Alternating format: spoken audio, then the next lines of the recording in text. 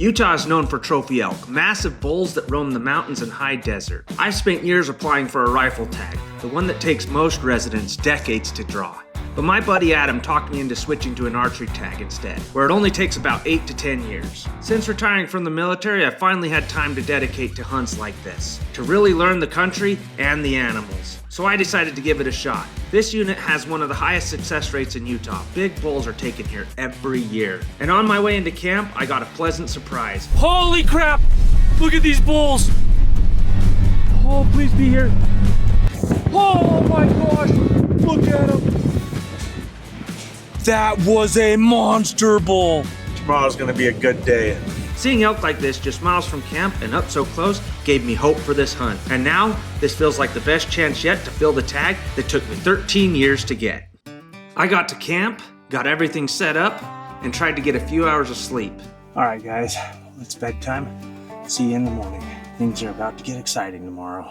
Morning came fast. I grabbed a quick breakfast, just some granola and yogurt, and started getting ready for the day.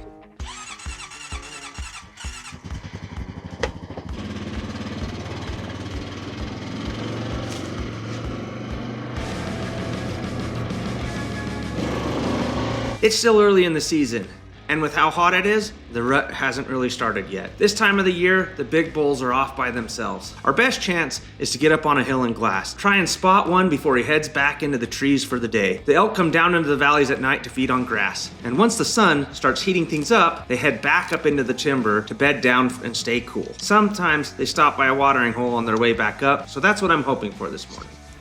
It's dark, guys. I don't know if you can see that. The moon is still fully up.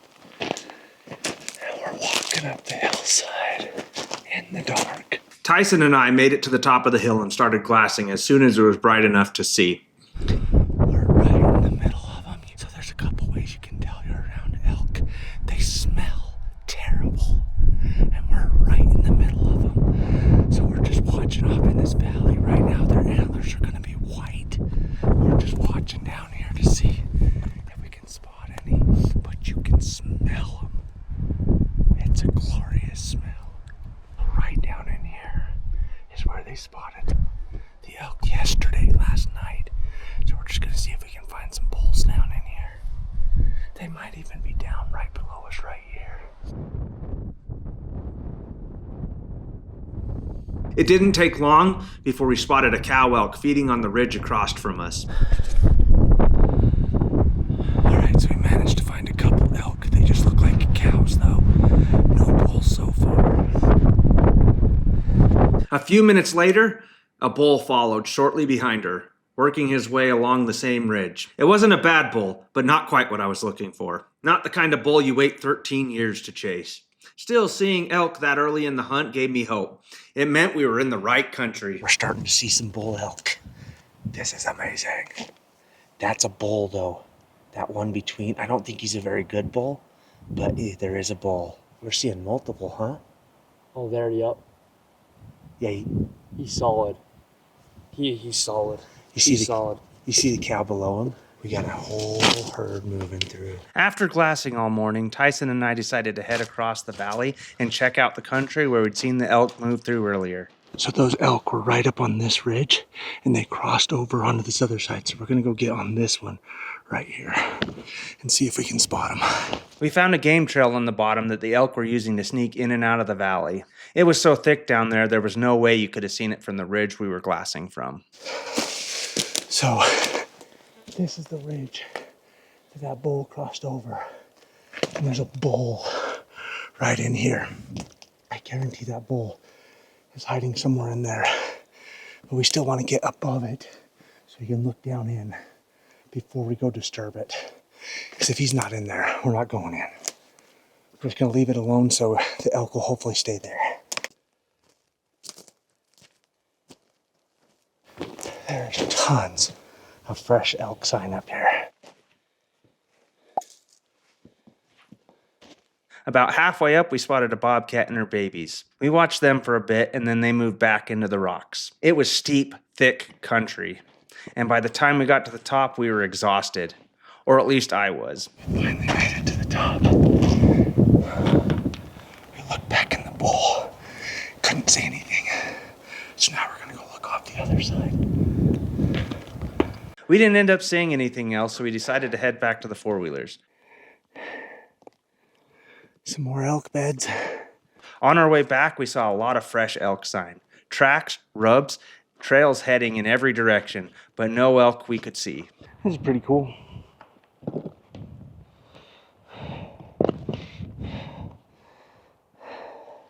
It's broken in half and the crystal's all showing, but that's awesome. It's all over the place down here. Look at that. Just embedded in all the rocks. I've successfully made it back to the four-wheeler. Time to load up, go back for some lunch. I'm tired. It was a long hike for the first morning, but we found elk, watched a bobcat and her kittens, and learned about how the elk were using the country. A pretty good start for the 13-year tag. The next day, Tyson and I headed up early again. Just as the sun was coming up, we were at the top of the hill glassing. Look at that beautiful sunrise. It's gonna be a good day.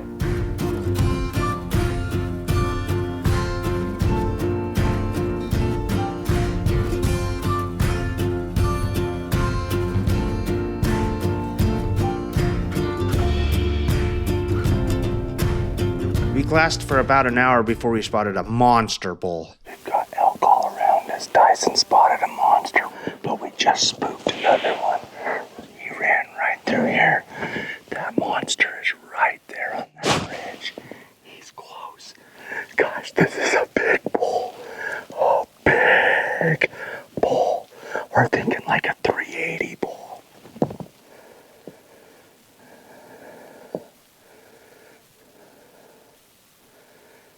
Okay, wind blowing that way. So if we stalk him, we're gonna have to drop down here and come over to him right there.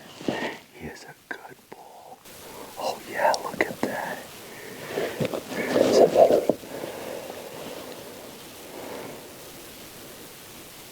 Right now, straight shot. That elk is 420 yards away from us. Rifle shot, that would be easy peasy. But I'm gonna have to get in within like 50 yards in order to take a good, comfortable shot. We're just watching him right now. I'm hoping he just beds down right there and then I can move up there and get him. This is exciting, guys. This is what I came out here for. I decided to try and stalk him. I dropped down into the valley and started working my way towards where we last seen him, but he just disappeared into the thick stuff. It's amazing how something that big can just vanish like that. We saw him walk into a bunch of thick trees, and he never came out the other side. We're hoping to follow him until he bedded down, but he never gave us a chance. As it started getting closer to the evening, we got word from camp that Mark had a big bull down. There are 4 of us with tags in camp, and honestly, Mark was the last person I expected to fill his tag. He had both his hips replaced, his back is fused, and just getting out here to hunt is an accomplishment. His son Tyler has been trying to help him get a bull for the last few years. So when I heard that he not only got one, but the size of the bull, we couldn't believe it. From what I was told, Tyler spotted the bull crossing the same big valley I seen elk running through on the way in. They jumped in the side-by-side and did what you call a roll and go. They drove up past the bull, and as soon as it disappeared over the ridge, they dropped Mark off. Tyler kept driving so the elk wouldn't realize that someone had stopped. Mark climbed up the hill about 100 yards, got set, and dropped the bull in its tracks. Hit it perfect in the spine. After everything Mark's been through, seeing him stand over the bull, smiling ear to ear, that's what hunting is about. Look how big he is. Holy cow. Mark's big bull. Man, this is so cool. So this is Mark Stout, and he's Tyler's dad. And you might remember Tyler. Tyler's the one that helps me out with all my archery stuff. So, Mark, is this the biggest bull you ever shot? Yes. Well, it's crazy that you got one this big, dude. Yeah. I'm excited for you. It was awesome. It just worked out perfect. So we got 3 more people with tags. This is the first bull of the camp, so that's awesome. The next day started off fantastic. We heard the first bugle of the year.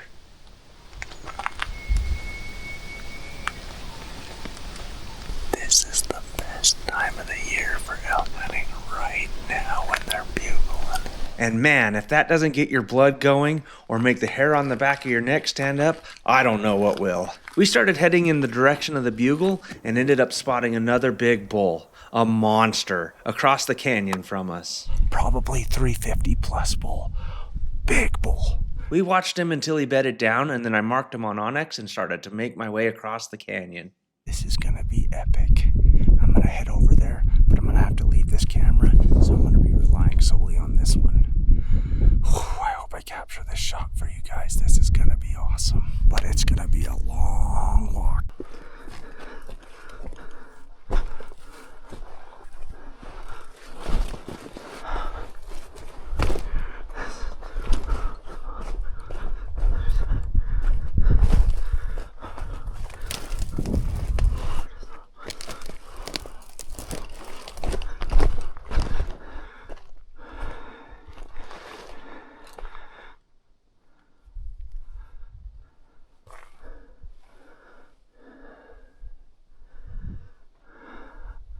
I sat here and tried to figure out how to get to this bull for like 20 to 30 minutes. On the right side, he was surrounded by cliff. On the left side, he had a bunch of trees in the way, and there was a short pathway through to get to him. I think the only approach that I could have taken is headed straight on, so I decided to give that a shot. I could not think of another way to get around to him, but I guess that's why he's a big bull, because he's a smart bull.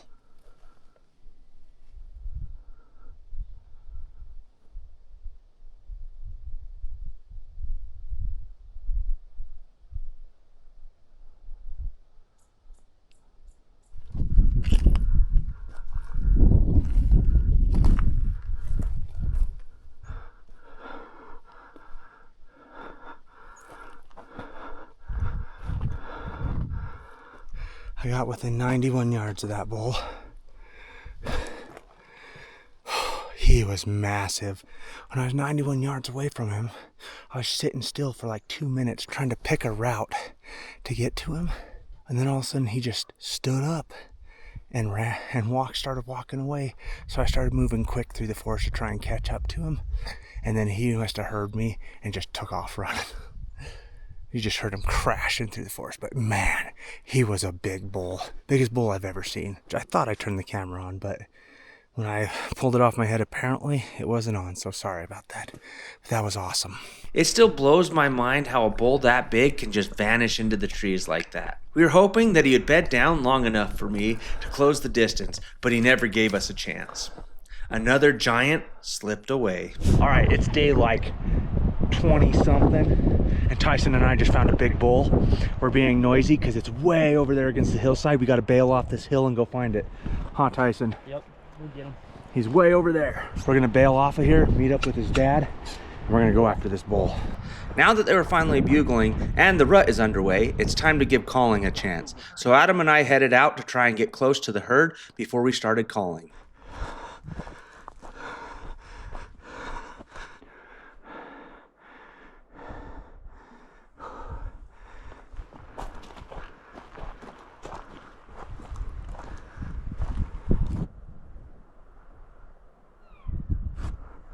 Something down in the bottom.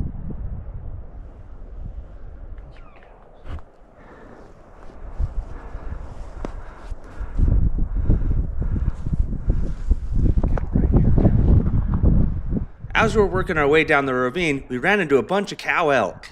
We had to weave our way through them like a maze, trying not to spook anything. This time of the year, the bull are busy gathering up hairlimbs and protecting them, so pulling one away from the cows can be tough, but we're going to give it a shot. We got to where we were about 300 yards away from the bull, and Adam started calling. He bugled, and the bull would bugle right back.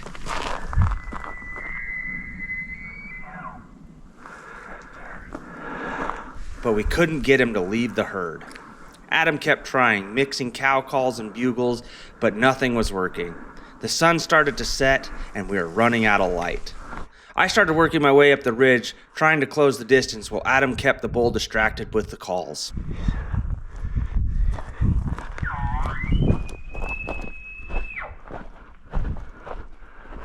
I got to where I was about 150 yards away when the bull started coming down the hill towards Adam.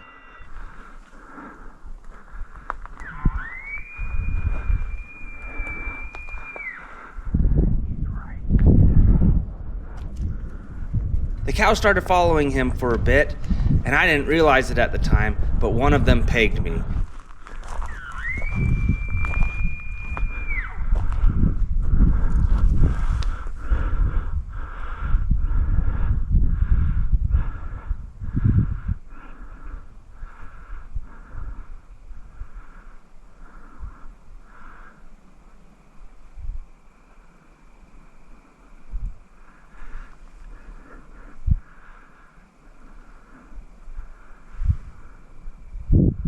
When the bull was broadside about 41 yards away on the other side of a tree, the cow spooked, and a second later, so did he. I was 41 yards away and about to draw on one of the biggest bulls of the season. Man, that was an incredible opportunity.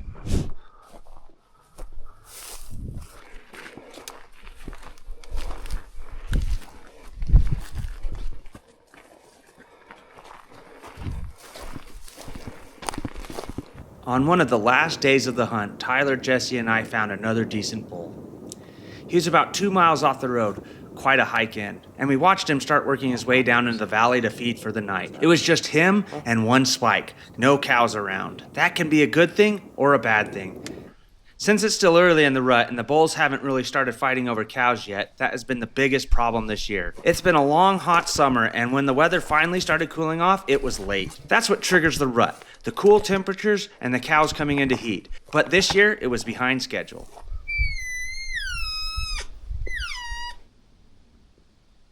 We really only got about 5 days of rutting activity, and the elk just weren't bugling much. You had to go off site alone. We spotted this bull with a spike and made a plan. Tyler, Jesse, and I hiked up until we were about 400 yards away, and Tyler started calling.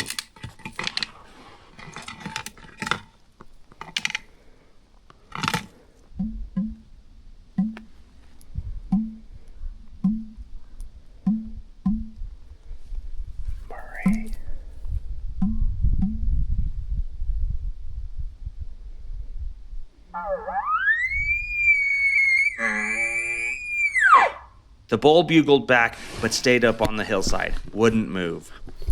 He's just not coming in.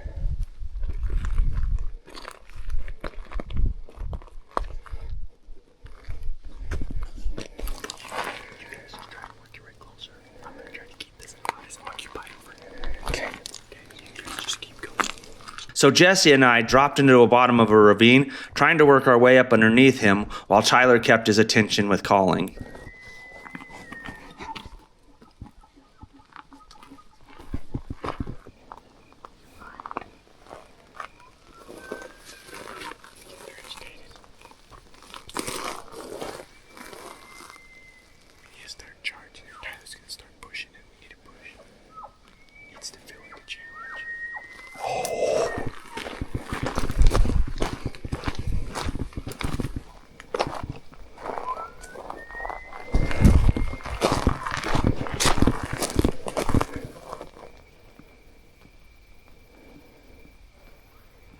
We got to about 200 yards away, and just before dark, the bull finally started coming our way.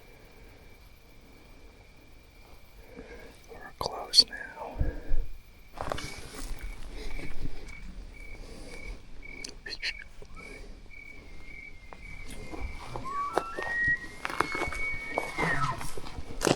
There he is.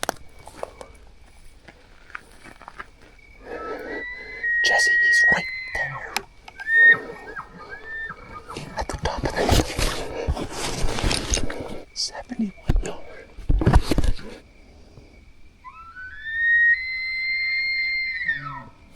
He's at the top of the hill.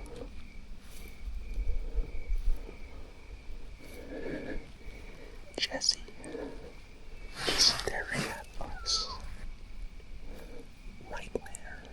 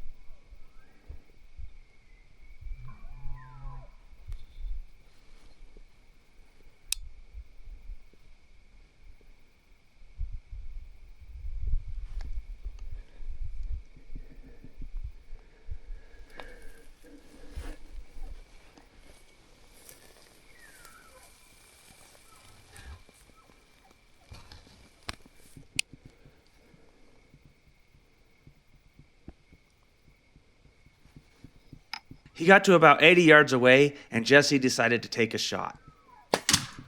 But all you could hear was branches breaking. Somehow the bull didn't spook. He just stayed there, trying to figure out what was going on. I drew back and took a shot at about 80 yards.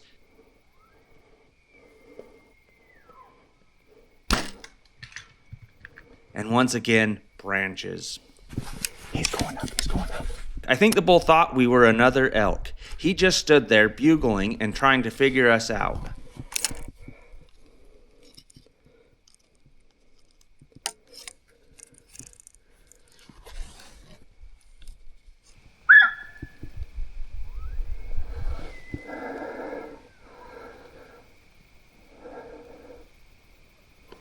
Tyler kept bugling in the background.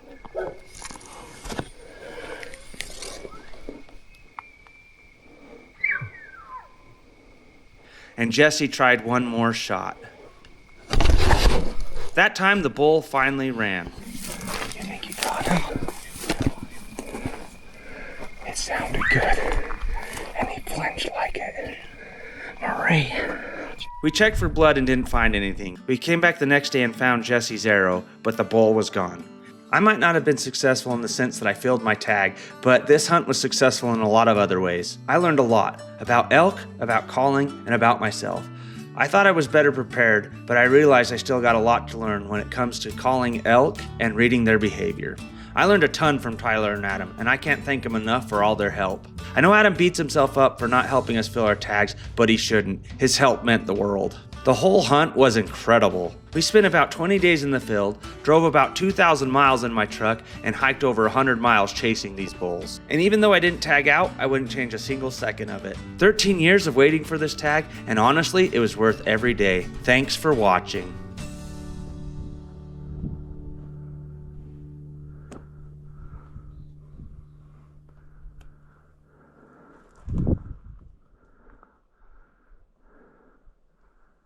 I just snuck up on those two coyotes.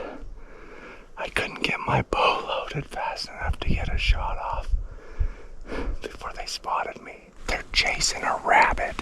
If they come back,